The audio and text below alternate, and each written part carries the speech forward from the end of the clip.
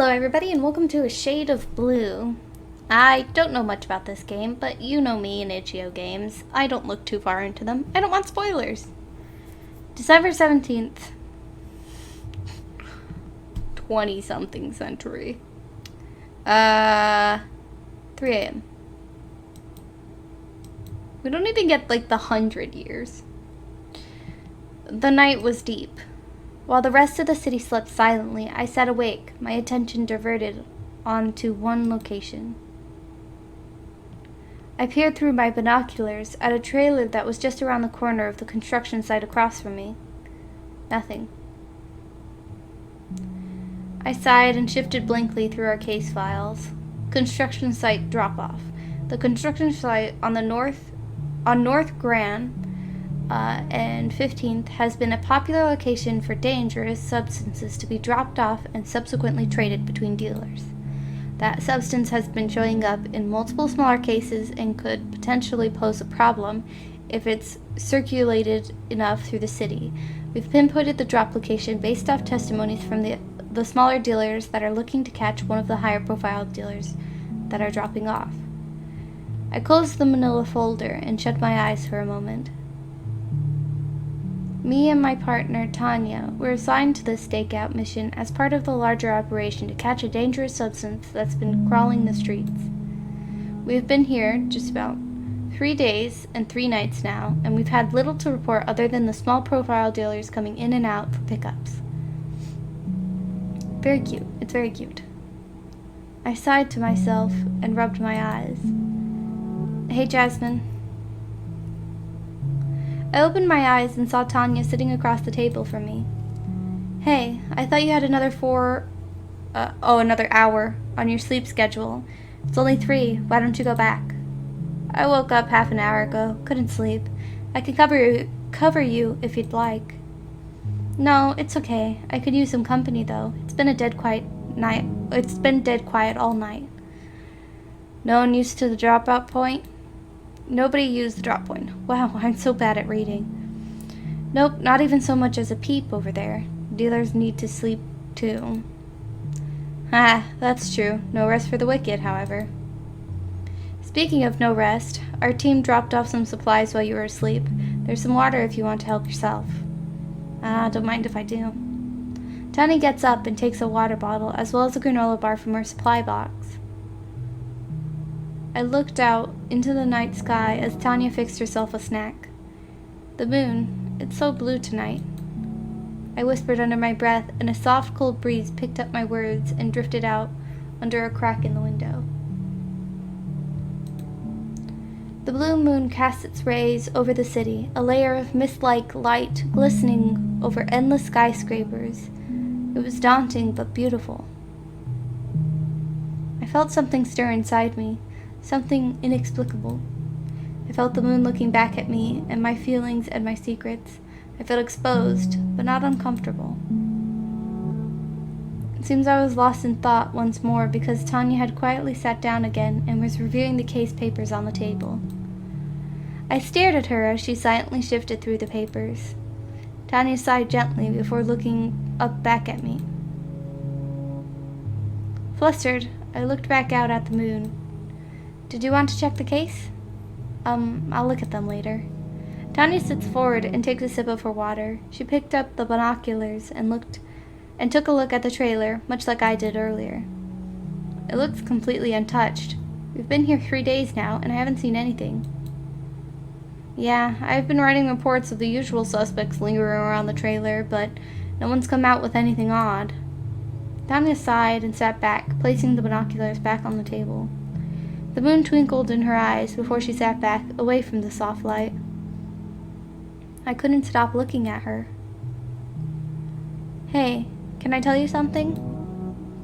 Tanya's eyes met mine, and she nods ever so slightly, but doesn't say a word. I'm going to take my sleep shift now. Oh, alright, good night then. Huh, okay. I got up slowly and walked over to the next room where we kept an air mattress. The moon's light was filtered in from the small window, and I gazed at the blue glow once more. Tanya, I'll tell you when this case is over.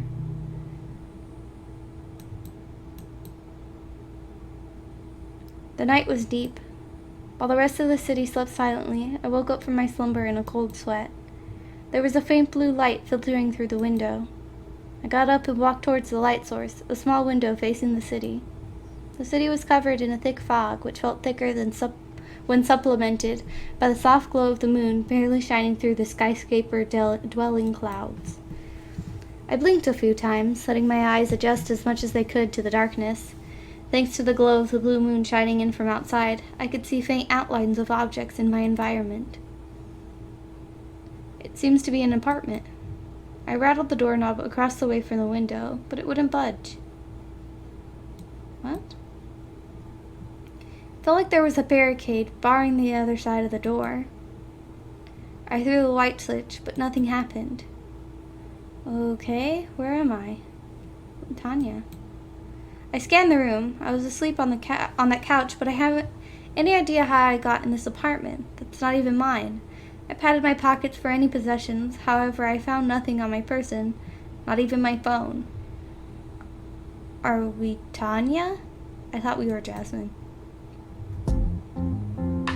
I should get out of here. Ooh, that's much louder than the other one was. Oh! Okay. The door is locked tight. I was asleep on that couch until now. I wonder how long I was out. There's something dully shining underneath the blanket. It looks like a police badge? I guess it's mine since I was just on that couch.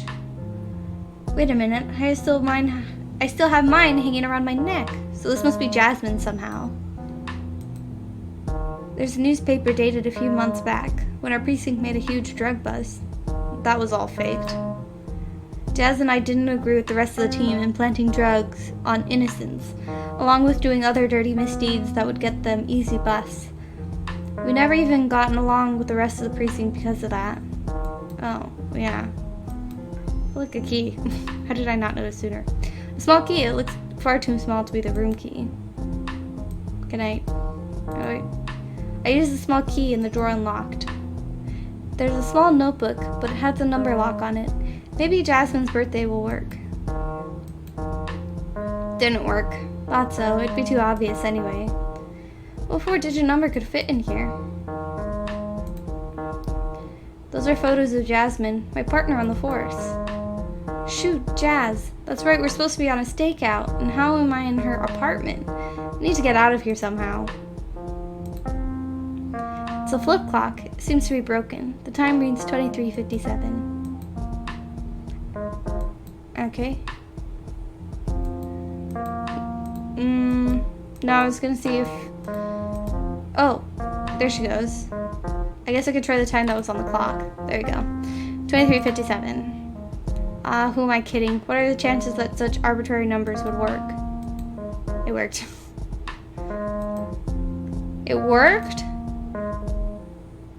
The notebook's face is plain, leatherback with a simple J adorning it. Curious, I flipped through the pages until I found a date close to today.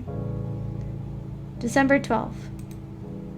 Today I was assigned to a stakeout on an abandoned warehouse, watching the construction site across the street. My partner Tanya will be joining me. Wait a minute, isn't it December 13th? The day that... before we woke up on the couch? Wasn't it December 13th and they'd already been there for 3 days? So this doesn't make sense. Unless I'm stupid, which is really a strong possibility. Today I was assigned to a stakeout at an abandoned warehouse, watching the construction site across the street. My partner Tanya will be joining me. I already read that. I'm stupid. Okay, I'm just a ding-dong. Okay, it's less... I don't know why, I don't know. I don't want to be too hard on myself. There we go. The duration is approximately 5 nights and 5 days, during a time our lower-profile dealers have testified to be peak time for pickups. Although I'm glad to be working on this case that could be potentially groundbreaking, I can't help but feel like it's another false charge. I feel fooled that we weren't able to do our police work in a trustworthy, justified manner, and have considered terminating my time with the force. I plan to turn in my letter of resignation after the stakeout. I also plan to tell Tanya that I would like to spend time with her outside of the force. I can't deny that she's the only thing that kept me in this precinct for so long. My partner. Hopefully more after all this. The passage ends there. I carefully closed the notebook. Jasmine. I heard a soft clink noise near the door when I loosened the wall socket. Earlier, it seems like something was caught in the wires. When did we loosen the wall socket? Maybe it's key. I should try and remove the wall socket if possible. Clunk. That didn't sound like a key. What's happening?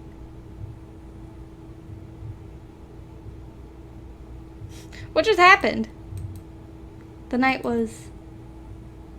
I woke up startled.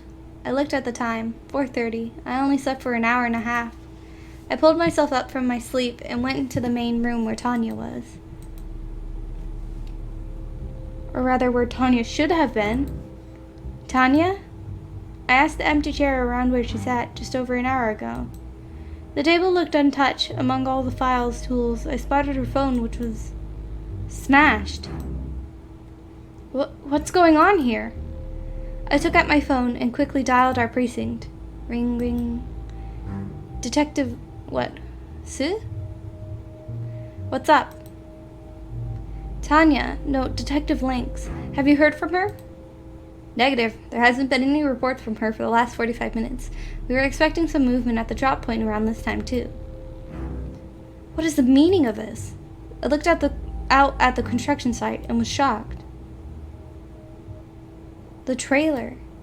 It's gone. The end? The end? Hello? This game was made by Cynthia at Mithridate for my first game. Bruh, that's the end? Are you fucking joking? That's awful. How could you do this to us, Cynthia? How could you do this? I hope that they make another game like a shade of blue too. Yeah, that sounds nice. Sounds good to me. So here's this. Go download the game and let her know what you thought of it. All good things, I hope, so that she will make another one. Yay! Okay, sounds good to me. Alright, thank you everybody for coming out and playing with me. I'll see you next time. Bye!